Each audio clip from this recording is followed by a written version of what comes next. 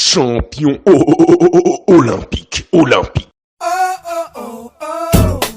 Bidouille, Chausse, paille chiche et hoche. et Hoche vous passe la parole. Bonjour et bienvenue dans Hoche, le nouveau podcast qui donne la parole aux personnes qui font le volet. L'idée est de vous présenter une personne, puis de lui donner la parole sans l'interrompre. S'ensuivra alors un dialogue, voire un débat, pour tenter d'en savoir davantage sur ses opinions et sa personnalité. D'autres jeux et cocasseries viendront aussi pimenter ces quelques minutes ensemble. Aujourd'hui, je reçois une personne de 22 ans originaire de Nantes. La première chose qui marque quiconque a eu la chance de passer du temps avec elle est son rire communicatif, voire contagieux. Toutefois, il ne l'est pas autant que le souvenir qu'elle a probablement rapporté en avant-première de Wuhan en octobre 2019. Dans ses bagages aussi certainement, comme toujours, de nombreuses rencontres et découvertes qui font le bonheur de cette passionnée de l'interaction, tant qu'elle n'est confrontée ni à des pigeons ni à des bébés. Ses autres passions en vrac, la danse, la nourriture saine et les bars PMI. Anaïs, bonjour, Bonjour, comment vas-tu ? très bien, très bien. Je soupçonne déjà quelques personnes du fait de ma présentation, mais je vais très bien, merci Jérém. Oui, j'ai peut-être posé quelques questions à ton entourage pour en savoir sur toi davantage, même si je te connais plutôt bien puisqu'on s'est croisés à de nombreuses reprises. Et comme je l'ai dit en préambule, je vais te laisser la parole pour que tu abordes un sujet qui t'est cher. Nous t'écoutons.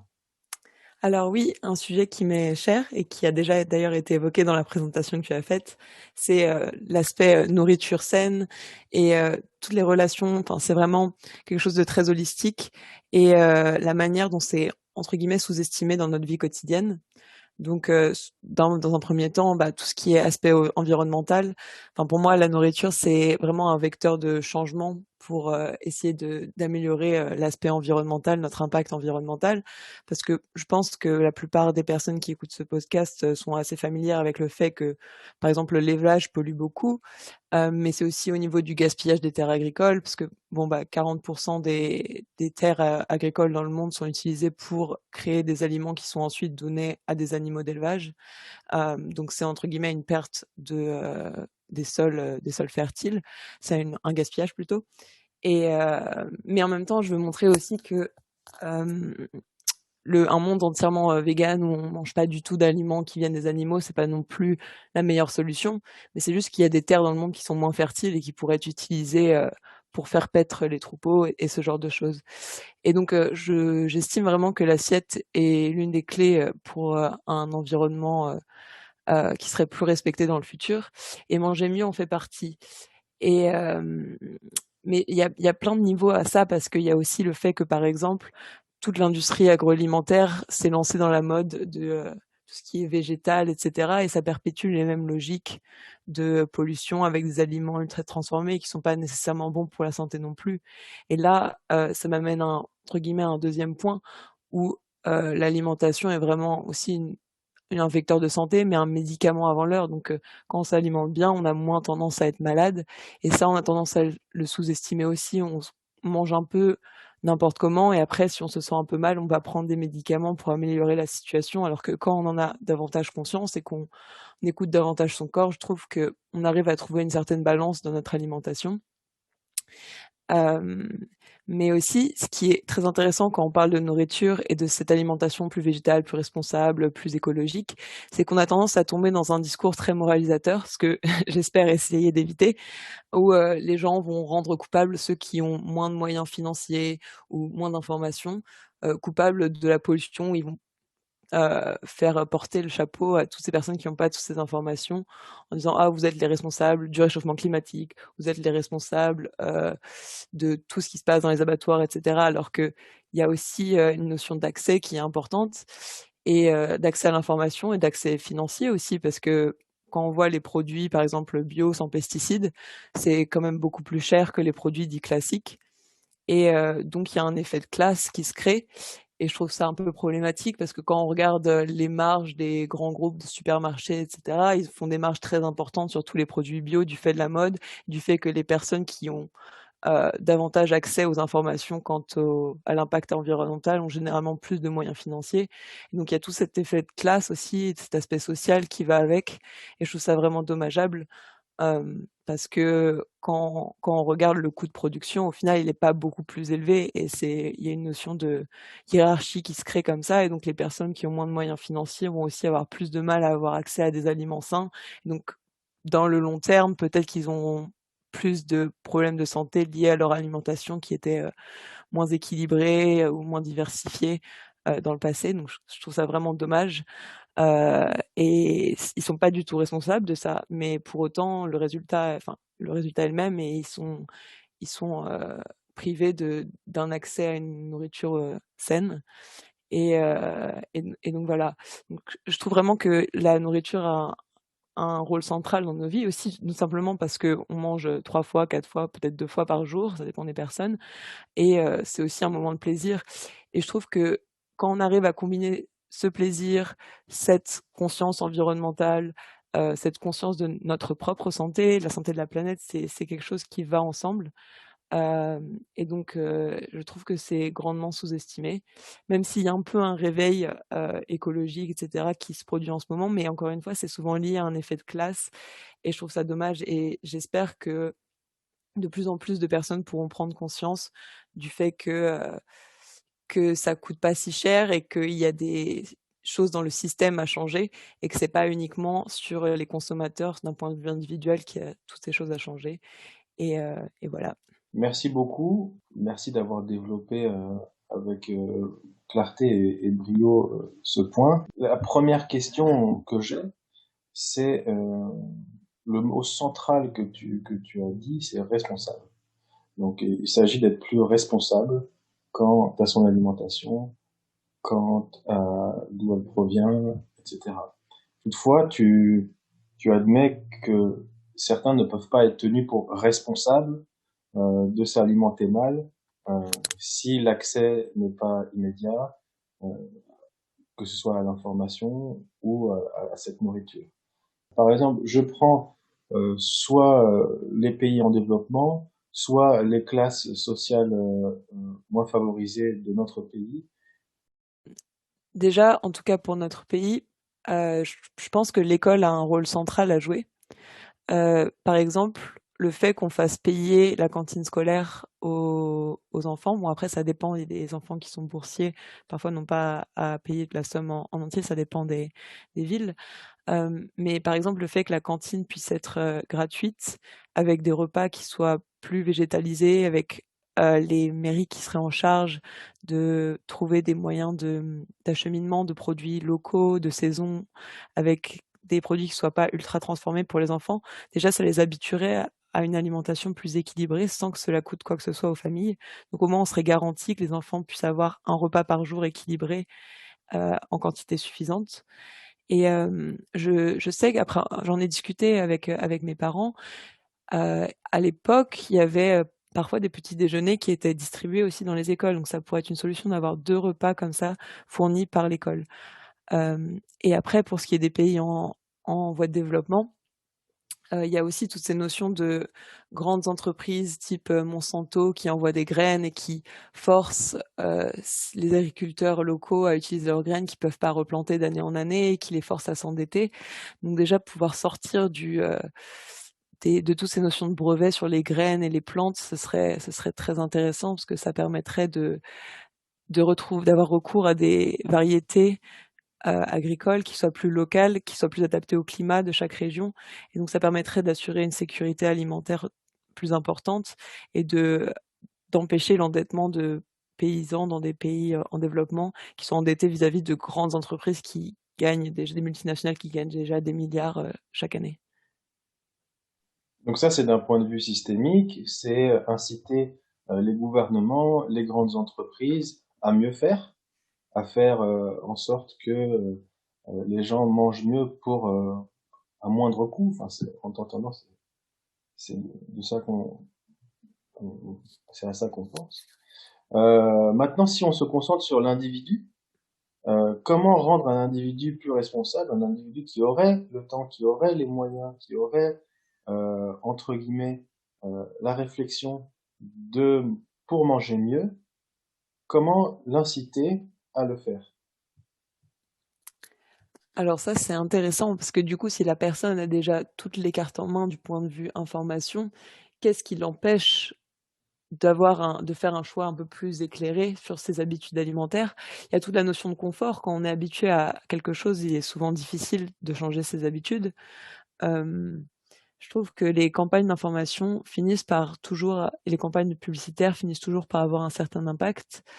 Après, c'est pour ça que je penche à nouveau vers, l'école et son importance, centrale, car si les enfants sont éduqués dès le plus jeune âge à ce qu'est une bonne alimentation, saine, respectueuse de l'environnement et cetera, ils seront plus à même de faire ces choix éclairés à l'âge adulte.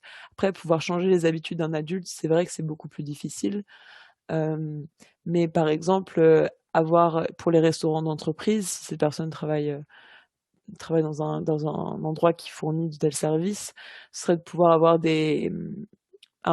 faut pas que ce soit obligatoire, mais par exemple que l'État puisse encourager les restaurants d'entreprise à fournir des menus, à fournir des menus adaptés de la sorte et aussi à se fournir de manière plus locale. Donc, l'État pourrait aussi faire des campagnes peut-être, qui permettent à tous les entrepreneurs du monde de la restauration, que ce soit collectif ou de la restauration collective ou des restaurants normaux, de pouvoir se fournir à des producteurs, locaux.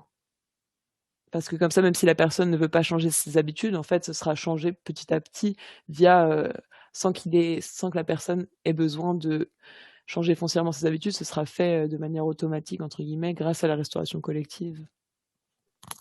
Alors, on discerne dans ce que tu dis que les solutions passeraient euh, a priori plus par des actions de l'État, des campagnes de sensibilisation, de publicité, euh, que une prise de conscience individuelle au gré d'un dialogue, par exemple, une lecture, que sais-je. Est-ce que tu penses que, parce que tu reviens beaucoup sur l'éducation à l'école, est-ce que tu penses que l'État devrait aller jusqu'à s'immiscer dans la façon dont les parents éduquent leurs enfants? Alors, c'est assez intéressant parce que éducation, ça semble toujours un peu, un gros mot pour dire ce que l'école fait, mais quand on y pense, c'est quand même le ministère de l'Éducation nationale. Je pense que l'école inculque certaines valeurs, mais après bien sûr ça pas il y a quand même l'éducation des parents qui reste, très importante. Selon moi, ce qui est important, c'est que l'école puisse inculquer des valeurs identiques à tous ses élèves et après ce qui va différencier bien sûr l'éducation, c'est ce que les parents vont apporter en complément. Bien sûr, après, s'il y a des valeurs qui viennent contredire les valeurs de l'éducation nationale qui viennent contredire ce que les parents disent, là, ça peut poser problème. Mais normalement, les valeurs de base que Ça arrive régulièrement, ça quel que arrive soit le même sujet. régulièrement, c'est quel que soit le sujet, en effet.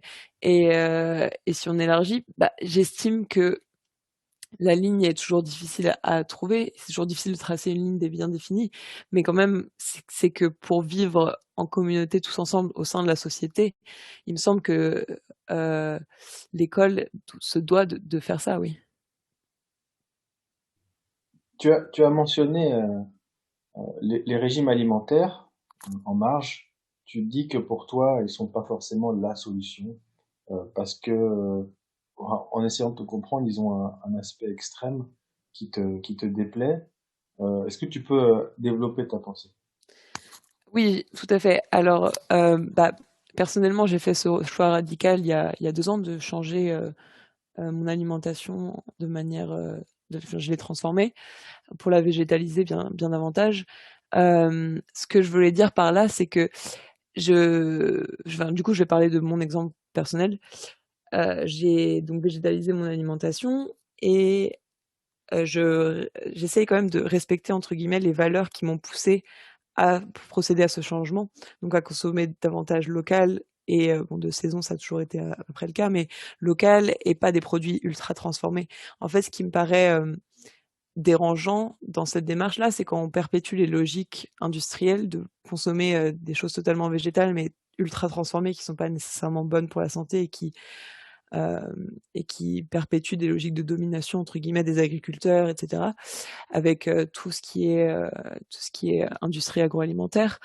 Après, tout ce qui est extrême dans le sens où les véganes qui attaquent des boucheries, etc., bah, j'estime que justement les bouchers ont un savoir-faire qu'il faut respecter et que quoi qu'il arrive, comme je disais, c'est que en fait, par exemple, si tout le monde devenait vegan, on pourrait nourrir 4 milliards de personnes en plus sur cette planète. Mais à la fin, si on arrive à balancer des produits issus des animaux et l'alimentation végétale venant des plantes, on pourrait nourrir encore plus d'humains que les 4 milliards que j'évoquais précédemment. Donc en fait, tout est une question de balance, c'est juste qu'il faut trouver les endroits qui peuvent être dédiés à l'élevage, des endroits qui sont beaucoup plus facilement exploitables pour les ressources naturelles avec les plantes qui poussent naturellement, qu'on peut mettre en agriculture, mais qui avec des terres arables. Et voilà, mais ce qui me semble important, c'est quand même d'avoir conscience que on vit en communauté et que ces choix individuels, même si on peut être totalement convaincu du fait qu'il faille devenir totalement vegan, etc., qu'on respecte aussi le choix des autres, parce que comme je disais, l'alimentation doit aussi rester un plaisir. Et si les personnes ont du plaisir à manger de la viande à un moment dans la semaine, etc., bah, le mieux c'est qu'elles puissent être informées de l'impact que ça est, enfin que leur choix a, et mais qu'on ne les empêche pas non plus, parce qu'il y a quand même une certaine liberté à préserver. Et d'où ce que j'évoquais sur le fait que l'extrémisme n'est jamais la solution à quoi que ce soit. Oui, ce que tu disais, c'est que il faut essayer d'arrêter de rendre les gens coupables Voilà, d'agir comme ils agissent. Et on pourrait faire le parallèle sur plein de sujets, quoi. C'est-à-dire que c'est pas exactement, parce que quelqu'un choisit de faire quelque chose à fond qu'il faut qu'il culpabilise les autres de ne pas le faire. exactement. Toutefois, il faudrait prendre conscience collectivement que c'est dans l'intérêt général, que ce soit pour l'alimentation, que ce soit pour le changement climatique, etc., de changer nos habitudes. Et ça m'amène à un autre point. Je me suis posé la question de pourquoi, surtout en tant qu'adulte, on a du mal à avoir une alimentation saine pour certains. Donc, comment combattre les problèmes de goût, de saveur? Ça, c'est la première question qui m'est venue. Et puis aussi, je me suis dit que les habitudes, les traditions, voire les coutumes, avaient un impact finalement sur notre alimentation. Je pense par exemple à Noël, à Thanksgiving, au Super Bowl aux États-Unis, etc., à la Chandeleur en France. Même Mm. si c'est peut-être marginal, quand même, il y a beaucoup de personnes dans le monde qui, du fait de leur tradition, appelons-le comme ça, mangent d'une certaine manière. Et que ce serait encore plus dur d'en changer que simplement du résultat d'une réflexion, quoi. Oui, bah j'en ai fait l'expérience d'ailleurs, parce que quand j'ai changé mon alimentation, je vivais aux États-Unis. Et bah, niveau texture et saveur, etc., ça a été un apprentissage pour pouvoir ajouter du peps à tous les plats que je faisais et aussi à trouver des textures. Donc il y avait davantage de jeux de texture parce que je mangeais davantage des plats uniques. C'était pas des protéines avec un accompagnement. C'était davantage des plats entiers avec tout mélangé. Donc beaucoup plus de jeux sur les textures. Mais en effet, ce qui a été le plus dur au final, c'était en revenant en France, non pas de continuer à avoir la même alimentation, parce que ça, il y avait aucun problème. Mais ce qui s'est passé, c'est que le regard des gens et aussi des traditions, en effet, quand on s'attable à Noël et que je ne mange pas exactement comme tout le monde, bah, c'est beaucoup plus difficile. C'est difficile parce qu'il faut affronter, entre guillemets, «le regard des autres» et aussi répondre à toutes leurs questions, mais c'est aussi fatigant d'être en train de se justifier de manière perpétuelle. Et mais aussi, simplement le fait de se dire: «Ah bah, il y a 2 ans, j'aimais vraiment bien, enfin, je mangeais ça et j'aimais vraiment bien ça, et est-ce que c'est pas décevant? Enfin, est-ce que je me prive pas? Est-ce que je suis pas justement en train de perdre ce plaisir à cause de mes choix, que j'ai faits de manière, rationnelle, raisonnée, et cetera?» Donc je suis d'accord sur le fait que ce qui est la notion de tradition est vraiment très importante. Après, c'est pour ça aussi qu'encore une fois, je veux pas basculer dans l'extrémisme. C'est parce que si, par exemple, pour des fêtes qui semblent importantes aux personnes, ces personnes-là veulent changer leur alimentation, leurs habitudes alimentaires, bah, c'est tout à fait faisable en fait. C'est que généralement, on a un problème avec des étiquettes qu'on pose sur son alimentation ou sur bien d'autres choses dans la vie. Et on se dit, ouh là là, je suis telle personne avec telle étiquette, il faut vraiment pas que je sorte de ce rôle-là. Alors que ce sont que des barrières qu'on se fixe à soi-même. Et il tient qu'à nous d'enlever ces barrières ou d'enlever ces étiquettes pour en changer. Donc, Je suis totalement d'accord et je fais la remarque par rapport à mon histoire sur le fait de ne pas boire d'alcool. Euh, et toute ma vie, j'ai eu des questions là-dessus, alors que je ne bois pas d'alcool parce que je n'ai pas envie d'en boire. Or, il faut s'en justifier, au moins en France. Et ça doit être pareil pour le fait de déroger à certaines coutumes, comme manger de la dinde à Thanksgiving ou autre chose. Donc, il faut avoir une certaine force de caractère, un certain courage pour, comme tu le dis, faire les choses différemment. Malgré tout, est-ce qu'on ne peut pas penser que une fois qu'une majorité de personnes feront ainsi, euh, il n'y aura plus besoin de se justifier? ça, c'est une bonne question. Je pense que, bah, par exemple, en tout cas de mon expérience, dans les cercles plus jeunes, j'ai beaucoup moins besoin de me justifier que dans des cercles un peu plus âgés. Parce qu'il y a un mouvement un peu plus jeune justement qui se crée là, enfin, qui s'est créé dans tout ce qui est alimentation. Concernant l'alcool, mais surtout en France, on n'est pas gâté avec aussi tous les lobbies qu'il y a niveau alcool. Et il y avait même des études scientifiques fallacieuses qui montraient que un verre de vin rouge par jour améliorait la santé cardiaque et ce genre de choses. Donc c'est vrai que c'est plutôt difficile. Et est-ce que dans le futur, il faudra arrêter de se justifier? Bah, je pense que, enfin, est-ce que on sera amené à arrêter de se justifier s'il y a davantage de personnes qui changent leurs habitudes? Je pense que oui. Après, si on prend un monde, je sais pas si c'est utopique, dystopique, enfin, peu importe, un monde factice, enfin, qui n'existe pas encore, fictif pour l'instant en tout cas, peut-être que dans le futur, dans 50 ans, ce sera la personne qui mangera une côte de bœuf qui aura à se justifier.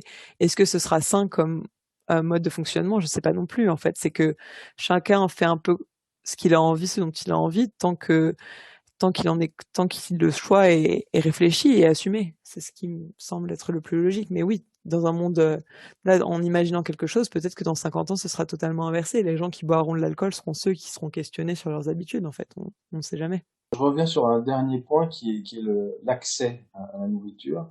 Est-ce que tu penses que si la nourriture saine était plus produite en masse, plus accessible en termes de nourriture rapide, euh, est-ce que ça changerait les choses du tout au tout ou pas forcément, il faut passer par euh, le fait de sensibiliser les gens avant tout? Je pense que les deux, de manière concomitante, ce serait pas mal. Parce qu'en vérité, quand on regarde aussi toutes les choses qui sont à attraper près des caisses dans les supermarchés, etc., ce sont généralement pas des choses très saines. Donc le fait que ce soit pas forcément mis en avant, ou alors que quand ce soit mis en avant, ce soit hors de prix pour ce que c'est, je pense que ça n'aide pas du tout. Après, c'est sûr que l'information, ça reste à la base de tout, quel que soit le sujet.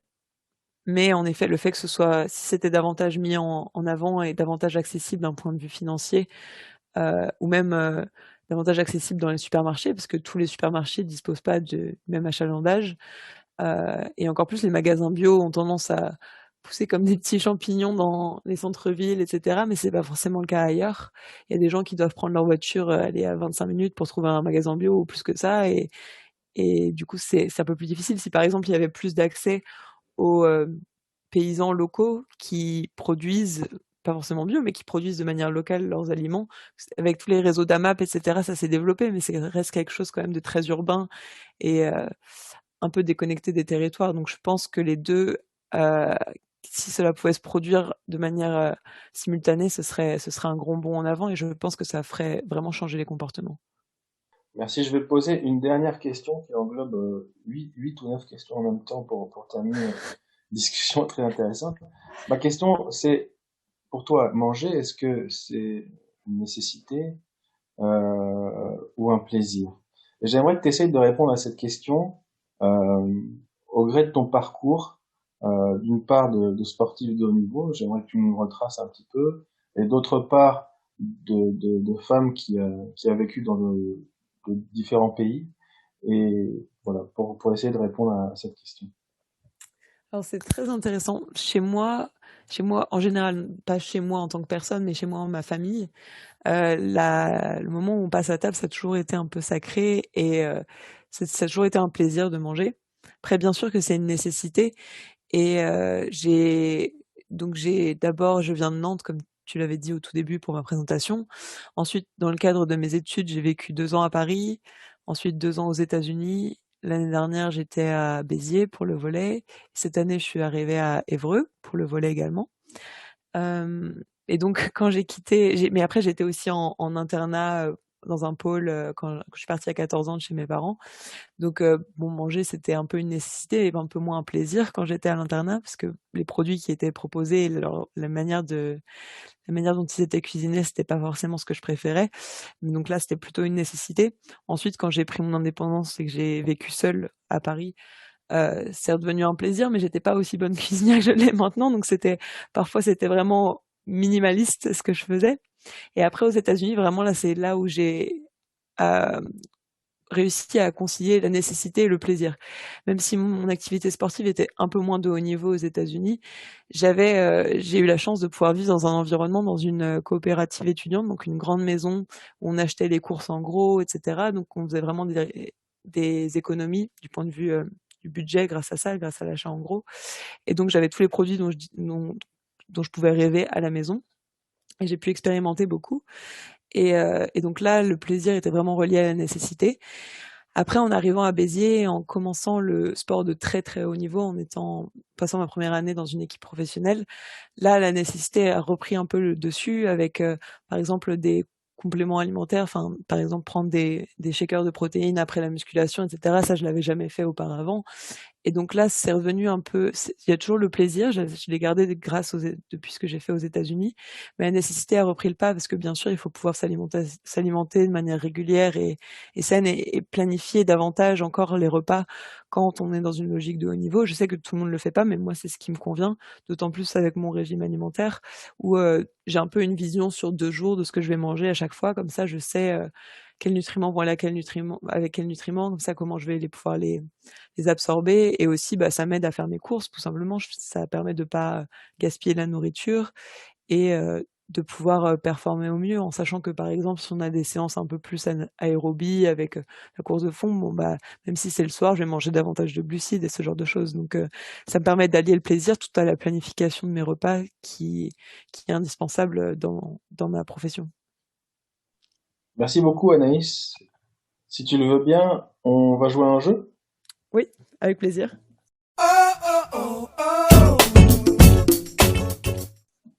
Alors, on va jouer au jeu qui s'appelle, que j'ai nommé Dr Beat. Dr Beat, c'est... en fait, je t'ai demandé de me donner tes 2 chansons préférées au préalable. Tu m'as donné Tin Man d'America et Trop beau de l'homme pâle, et je vais t'en demander d'en choisir une maintenant pour jouer à ce jeu. En fait, il s'agit d'écouter la chanson ensemble, et à un moment donné, je vais baisser le son pendant une quinzaine de secondes avant de le remettre. Et le but pour toi, c'est de chanter quand le son est baissé et de vérifier si tu es dans le rythme au moment où je rehausse le son. Ok, on peut faire du yaourt ou pas? On peut faire du yaourt, on peut même prendre les paroles devant toi si tu veux. L'idée, c'est surtout d'essayer d'être dans le rythme au moment où je remets le son et pas tant de connaître les paroles. Ok. Alors tu choisis laquelle? Je pense trop beau. Trop beau. Tu connais les paroles par cœur ou tu veux les prendre devant toi? Je pense que je les connais, mais je vais sans doute faire un peu de yaourt quand même. Pas de problème. Alors on y va.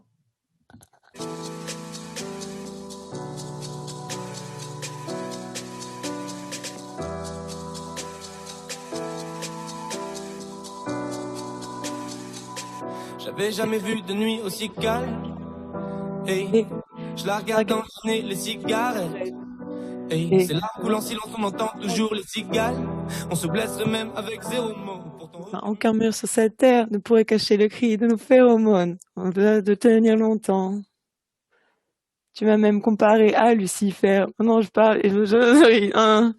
Je sais déjà ce que la distance entraîne, en 10 ans, en 10 ans. Garde le sourire. Soit je la quitte en lui disant. Pas mal, pas mal, pas mal. Pas mal du tout. Pour une première, c'est vraiment bien. Ah, merci. Après, c'est vrai que j'ai essayé d'y jouer tout l'été avec des amis pour voir si ça fonctionnait. Je pense que c'est un jeu que je vais refaire sur les Hoches parce que c'est sympa, mais c'est encore plus dur à distance. C'est bien, faut savoir gérer le ridicule, donc c'est pas mal. Oui, aussi, je me permettrai pas avec tout le monde. Je me suis dit que ça tirait à toi. J'ai une haute Euh, tolérance à ce genre de choses, donc il n'y a pas voilà. de problème. Alors, je t'avais demandé de préparer une petite anecdote liée au volet. Est-ce que tu as eu le temps d'y penser? Oui, j'ai eu le temps. Bon, c'est peut-être pas la plus exceptionnelle, mais c'est ce qui m'est venu, donc c'est tout ce que j'ai. Pas de problème, on t'écoute. Alors, aujourd'hui, je joue à Évreux en tant que passeuse. Et je voulais juste raconter une petite anecdote sur comment je suis devenue passeuse. Parce que je jouais déjà, ça fait, je sais pas, 16 ou 17 ans que je fais du volley.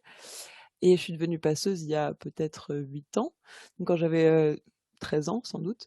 Et ce qui s'est passé, c'est que je rêvais depuis toute petite de devenir passeuse. Mais j'étais toujours plutôt grande par rapport aux autres personnes de mon âge. Donc on me mettait toujours à l'attaque, que ce soit pointure, réceptionneuse, attaquante. Et on va dire que j'étais ni mauvaise réceptionneuse, ni mauvaise attaquante, mais j'étais bonne, très bonne nulle part. Enfin, j'étais moyenne un peu partout, sauf peut-être au bloc. Et j'étais en Belgique avec sélection nationale minime, donc c'était pas une équipe de France, mais c'était un petit tournoi comme ça où on était sélectionné pour voir ce que ça donnait sur une compétition. Donc j'avais 12 ou 13 ans, je sais plus exactement. Et, et la veille de la compétition, l'entraîneur nous demande à quel poste on aimerait jouer, même si on était déjà prise pour un certain poste. Et là, je dis que mon poste de rêve, ce serait d'être passeuse, et en deuxième, d'être réceptionneuse attaquante. Et là, ils étaient tous très surpris parce ils avaient jamais entendu ça de ma part. Ils me disaient OK, OK, on le note. Donc, grâce à ça, je suis devenue troisième passeuse. Donc, ils avaient déjà leurs deux passeuses, mais bon, ils avaient noté qu'au besoin, il fallait me tester sur la passe en tant que troisième passeuse. Et après le premier match de la compétition, où j'avais même pas joué en tant qu'attaquante, la passeuse principale, la passeuse titulaire, a basculé sur le poste de libéro parce qu'elle était très forte en tant que libéro aussi. Et donc la deuxième passeuse est passée première passeuse et moi en tant que troisième passeuse qu'il fallait tester, je suis passée deuxième passeuse. Et pendant le deuxième match, il y a eu un changement de joueuse parce que la première passeuse se débrouillait pas très bien, donc ils m'ont testé. Et c'était pas mauvais, mais c'était pas bon, quoi. Je savais pas faire de passe arrière, mais je savais pousser mes ballons en 4, donc bon, ça suffisait à peu près vu l'âge qu'on avait. Et ce qui s'est passé, c'est juste avant, 1 heure avant le début du troisième match, la première passeuse est allée voir les coachs en disant: «Ouh là là, je suis trop stressée, c'est pas possible, faut faire démarrer Anaïs, parce que moi je peux pas jouer là, je suis trop stressée». Et donc, de troisième passeuse qui devait être testée en tant que passeuse qui était pointue ou réception attaquante, je suis passée première passeuse. Et donc, j'ai fini la compétition en étant titulaire alors que j'avais jamais fait de passe de ma vie. Et donc, c'est plutôt, je trouve ça plutôt intéressant. Ça montre que même, et grâce à ça, l'année suivante, quand je suis rentrée en pôle, on m'a formée à la passe. Sinon, je serais peut-être toujours restée attaquante. Mais en fait, j'avais eu, entre guillemets, le courage de dire que oui, je rêvais de devenir passeuse. Et j'avais aucune technique. Et pourtant, bah, on m'a laissé ma chance et du coup, ça a fonctionné. C'est devenu mon poste grâce à ça. Donc, c'est une petite anecdote juste pour montrer que parfois, il faut juste lever la main et s'exprimer et après, ça nous donne des opportunités. Complètement l'opportunité, l'opportunisme. Et tu dis parfois, mais j'ai envie de dire tout le temps, quoi. Oui, c'est Si on vrai. demande pas les choses, on les a rarement. Donc, Surtout dans le sport de haut niveau. Surtout dans et le sport de oui, haut niveau, oui, même dans la vie professionnelle en général. oui, oui, oui. Et, et je milite, non. J'espère que de moins en moins de personnes et de moins en moins de femmes auront peur de demander ce qu'elles veulent, d'oser demander ce à quoi elles ont droit, quoi, tout simplement. Oui, exactement. Et ça revient d'ailleurs un peu à la notion d'étiquette et de Oui, limite qu'on se fixe à nous-mêmes. Et ce sont des barrières mentales qu'il faut réussir à lever parfois. Parfois, non, tout le temps. Des barrières mentales c'est un challenge de tous les jours, en fait. exactement. Merci Anaïs. On conclut sur une question d'une auditrice pour toi. On écoute. Coucou Nana, je voulais savoir quel était ton plus grand regret dans ta carrière de volleyeuse. Est-ce que ce serait pas par hasard de n'avoir jamais gagné un set contre Dauphine avec Sciences Po? Oh, c'est petit, c'est bas. Je suis désolé, je n'étais pas au courant, mais c'est une auditrice qui te connaît apparemment. Ouais, ces auditrices, on se connaît pas mal quand même. On a joué quelques années à Saint-Cloud ensemble et des étés de tournoi ensemble aussi. Donc pour répondre à la question de cette chère auditrice, bien sûr, c'est un de mes regrets. Après, qui dit que je ne retournerai jamais à Sciences Po et que je ne battrai pas Dauphine 3-0 en vengeance? C'est autre chose, mais ça aura une saveur différente parce que cette auditrice n'est plus dans l'équipe actuellement de cette université réputée de l'Ouest parisien. Donc bon, ça aura pas la même saveur, mais, c'est pas totalement terminé. Ma carrière là-bas n'est peut-être pas totalement terminée. Bon, très bonne réponse. Un dernier mot, le podcast s'appelle EOSH. Est-ce que pour toi cette expression évoque quelque chose ou pas du tout? Oui, totalement. Quel sens tu donnerais à ça? Est-ce que tu as une idée de son origine? Alors, le sens que je donne à ça, c'est vraiment le petit cri de rassemblement, mais c'est vrai qu'on l'utilise de manière très ironique maintenant. Donc, c'est vrai que c'est très propre au volley. Quant à l'origine, difficile. Non, je pense que j'ai pas de réponse à apporter, malheureusement. J'aimerais bien. Je pense que peut-être que l'invité suivant aura la réponse, j'espère. Et j'espère aussi, pour l'instant, évidemment, personne n'a su ou ne s'est risqué à donner une origine. Mais je ne perds pas espoir. Faut toujours garder espoir. Oui, je te remercie Anaïs pour cette discussion très intéressante sur l'alimentation et sur ton parcours en France et aux États-Unis. Ce podcast a été enregistré le 18 août 2021. À très bientôt sur EOSH.